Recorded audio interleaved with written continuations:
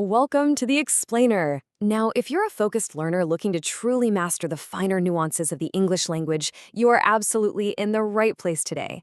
We are completely tearing down everything you thought you knew about one of the very first grammar rules you ever learned, the present simple tense.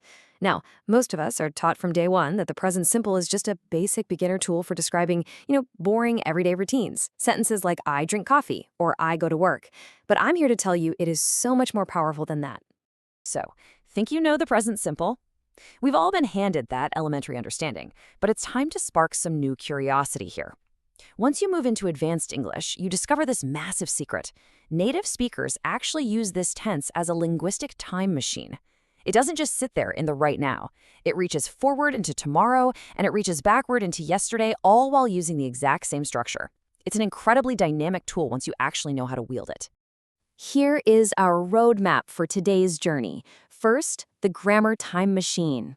Second, traveling to the future. Third, states of being and feeling. And finally, making the past present. Let's dive right in. Part 1, the grammar time machine. We really need to completely reframe our approach to English grammar. It's a dynamic, living tool that manipulates how immediate, how certain, or how alive an event feels to the listener. Moving on to part 2, traveling to the future. Okay, let's dive into this. I know, it sounds like a total paradox, right? How on earth can the present simple talk about the future? Well, what's fascinating is exactly when we use this trick. We use it for future events that are part of fixed schedules, timetables, or travel itineraries. Why? Because we treat these scheduled events as undeniable facts. Even though the event itself is happening in the future, the schedule exists right now. It is absolutely set in stone. Listen to how strict and almost robotic this sounds to emphasize the scheduling. The train leaves at 8 a.m. tomorrow. The conference starts on Monday and finishes on Wednesday. What time does the movie end tonight? Do you hear how completely certain that sounds? We don't say, the train is going to leave. No, we say, the train leaves. Boom, it's a fact. And understanding this certainty builds right into our next major concept. Part 3, states of being and feeling. We're going to shift our pace entirely here. We just jumped forward in time, but now we're basically hitting the pause button on time altogether to look at stative verbs. These are verbs that describe internal states of being, thoughts, emotions, or possession, rather than physical actions. And here is the golden rule you absolutely must commit to memory. Stative verbs are almost always used in the present simple, and they reject the present continuous tense entirely. Let's quickly run through 10 super common stative verbs so you can instantly recognize these non-action words out in the wild. We've got know, believe, understand, love, hate, want, need, belong, own, and seem. When you see or feel these concepts, your brain should immediately lock right into the present simple. Let's contrast this to really cement it in your mind. Saying, I am needing a pen right now sounds terribly clunky to a native speaker, even if that internal feeling of desperation is happening right at this exact fleeting second. Adding the continuous ing is totally wrong.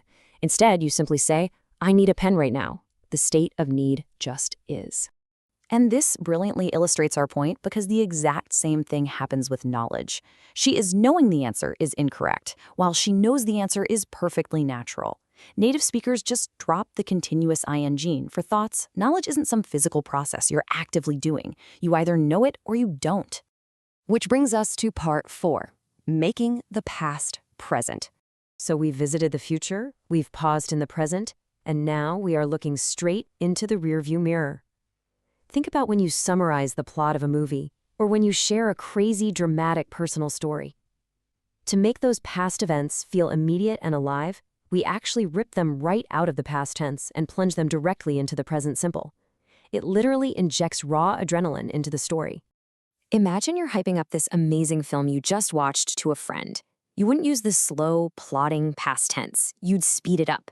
In the movie, the hero discovers a secret and travels to Paris. Using the present simple gives it this incredibly fast, urgent tone. It completely removes the distance of time and makes the action practically jump right off the screen. And it works exactly the same way for our own daily lives.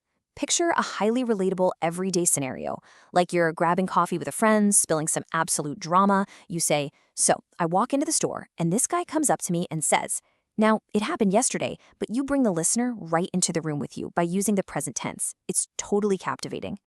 So the crucial point is, this strategy is so universally effective at creating urgency that journalism relies on it constantly. Think about your standard newspaper headline: President signs new bill. The signing is a historical fact, right? It happened hours or even days ago. But writing it in the present simple punches the concept home with immediate, undeniable impact. It commands your attention. Mastering the present simple doesn't just mean you know how to talk about your daily habits. It's a real game changer. It means you actually have command over all of time: the fixed future, the internal present, and the dramatic past. It makes you a far more compelling communicator. Which leaves us with a really fascinating question to ponder as we wrap up. If the present simple is actually this complex, what other basic grammar rules are hiding secret, advanced exceptions? Keep exploring, keep learning, and I'll see you in the next explainer.